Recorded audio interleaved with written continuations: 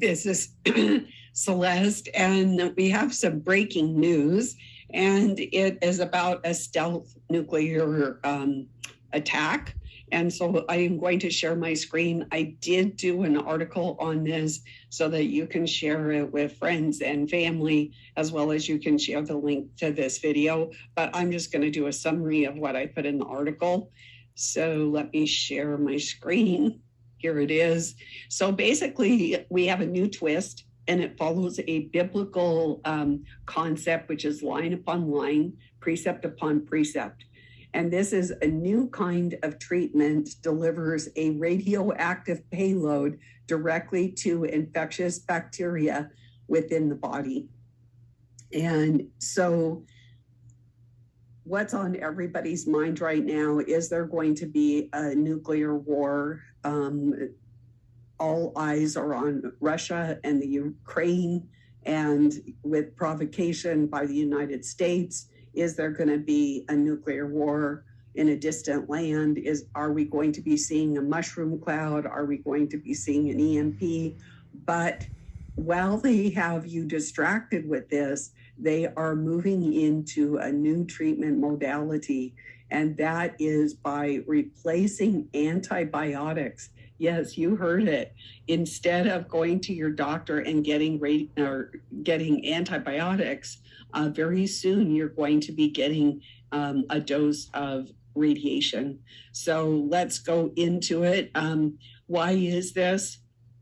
Well, there is something that the military explored for mass casualty incidents. They wanted to see which made more fear in people. Was it a mass casualty event somewhere like a nuclear war, or was it something like the guillotine and decapitation? And what they found is that people are much more fearful of the guillotine and getting their head decapitated than they are of a nuclear war. And so they are using that model for this new treatment that is, it's a treatment to deliver this radioactive payload into your body to fight any infection that you might have.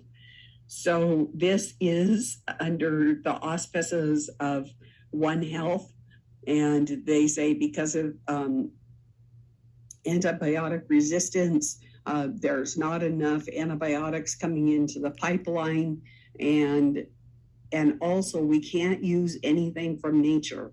Remember, that's the mantra for this Agenda 21, 2030 protocol. We can't have anything from nature, including the radiation is even synthetic. I kid you not, this is synthetic radiation, although it does have at the very small scale, it does come from uranium. And so basically what they're going to be doing is treating any type of infection, but especially antibiotic resistant infections. What are those? There's things like TB, pneumonia, meningitis, flesh-eating bacteria, but it could be a sinus infection. That was the goal all along, to treat you with frequencies. So what they are saying is that this new radioactive payload treatment, and it is currently being used for the cancer, but many people don't make it through that treatment. But they're saying that it's safe, that it doesn't harm your other cells, that it is a precision, that it will just kill the bad bacteria. The problem is that what they are using is cytotoxic. That means that it does kill cells, and it's indiscriminate in that. It will kill the good cells along with the bad cells. And the only restraint that they have is that it has a fairly short half-life. So to make the treatment effective, it's a threefold process. First, you need the suitable radioisotope to emit radiation, hopefully to become inert before it does too much collateral damage. You need a delivery system The last time we heard about big time delivery system was with the hydrogel that will rapidly hone in on bacteria. And in most people, the infection is not localized, but throughout their body, which means your whole body would get the radiation. And lastly, you need a chemical agent to attach, binding and locking that radiation in the body. And this is a picture of, they're testing this on Y. pestis, which is the plague. No, it's a little bit different than the SARS-CoV-2 construct, the nanosynbio. They're just testing this process to see if it will kill this Y. pestis. But that said, who is doing this? Los Alamos lab is developing the radioisotopes for this medical therapy, and other therapies such as CART use radioimmunotherapy, or RIT, on antigen-specific monoclonal antibodies known as MAbs, for targeted delivery of lethal doses of ionizing radiations to cells to treat HIV. The problem is right now we've got HIV manifestation due to that SARS-CoV construct that had genetic material of HIV. So they're going to suggest, if you start manifesting with HIV, monoclonal antibodies that have this ionizing radiation in it. And yes, it would include those humanized mice that I talked to you a couple of years ago. So here's the system. This is kind of what it looks like. The pathogen is the blue, the antibody is the purple, and we can always tell, or most of the time we can tell that it is genetically modified because it's got this kind of a shape. And then the chelator is orange. It's this little guy right here, and it binds right there. So what radioactive isotope are they using? I don't know if I'm pronouncing it right, but actinium-225 is the favored isotope. It has a 10-day shelf life, or so they say, and then it decays into a powerful series of 4 alpha particle emissions. Actinium is a silvery radioactive metallic element. It has a dark hue with a blue light, and the chemical behavior of actinium is similar to the rare earth lanthanum, and it's about 150 times as radioactive as radium. The word comes from actis or actinos, which means beam or ray, and it was discovered in 1947 as part of, it was previous unknown neptunium, and it was populated by a synthesis of the 233 uranium. And it, like I said, it is synthetic. It's not found in nature. It's it's described as an alpha particle nanogenerator. And I tried to look up what an alpha particle nanogenerator, and unless it's in a particle accelerator, I'm not really sure in a medical context what that means. And what does that mean in our body? Is it going to keep, instead of decaying, is it going to keep generating like with the SARS-CoV-2 genetic treatment? So the next paragraph basically goes into the final product is bismuth, and it talks about the nothing from nature. And then it's very interesting. The delivery system must be connected or linked to a biomolecule, a complementary biomolecule on the outside of the target cell with great precision. Another hint of this may be more weapon than treatment is that the scientists identify the antibodies using computer analysis and wet lab bench work using hazardous material, knowing the proclivity for the weaponized language. One might believe it another word for wet works, which is a euphemism for murder, assassination that alludes to the spilling of blood. So we really have to keep that in mind. The third is a stable chelator.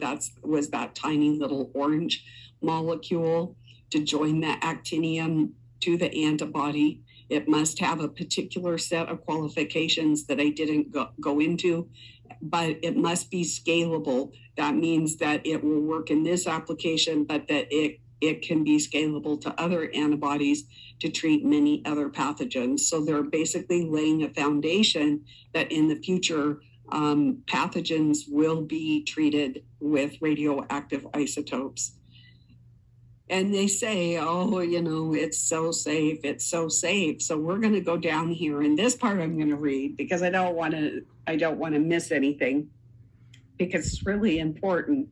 They are saying how safe and effective it is. Well, it's not as safe and effective except for disrupting your normal body functions and wiping out your immune system and depopulating you. That's what it's safe and effective for. So let's see what it does.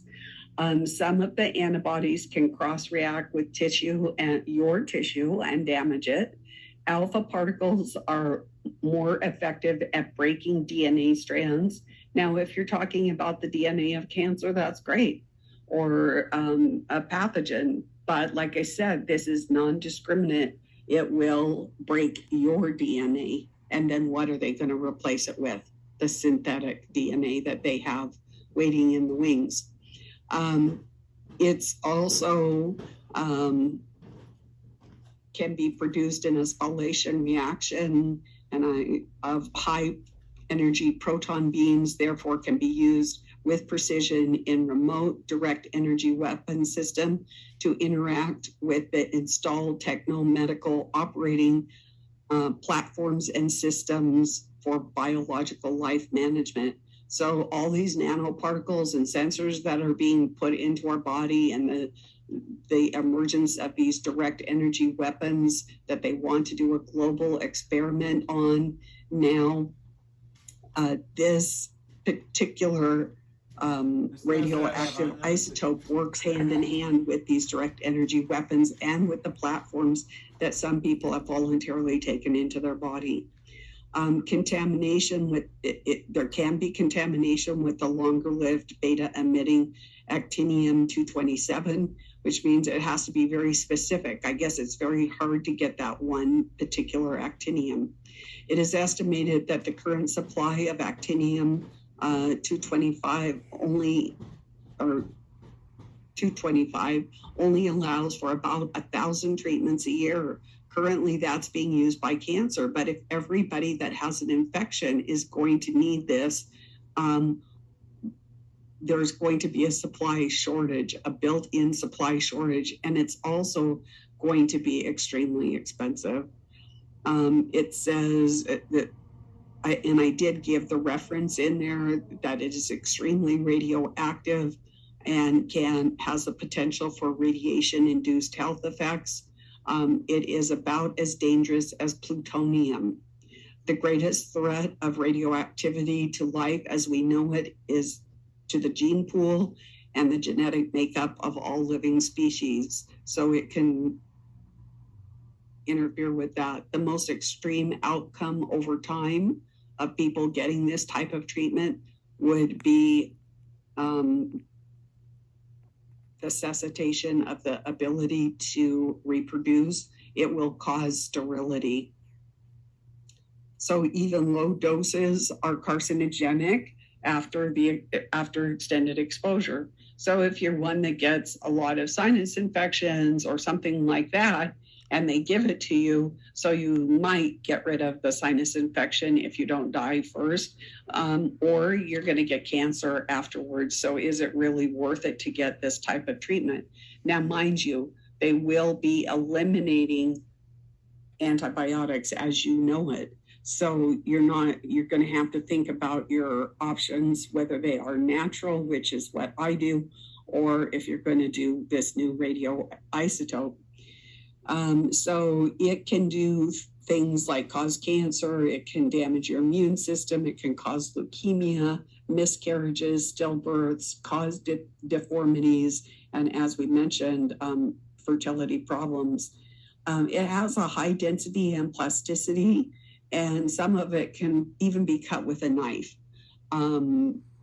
This class of radioactive isotopes are paramagnetic, with the exception of actinium, and have several crystalline phases, which probably goes in with a lot of the biotechnology in the medicine that we're seeing today with the research and development. They are pyrophoric, especially when finely divided, and they can spontaneously ignite upon reaction with air. So you could spontaneously combust. Together with radium and transuranic elements, actinium is one of the most dangerous radioactive poisons. The real danger with the actinoid elements lies in the radioactive properties of the elements. They are emitters of tissue-destroying and cancer-producing rays, and actinium can accumulate and remain in the surface layer of skeletons. So it doesn't go away. Even when you're buried, it stays on the skeleton.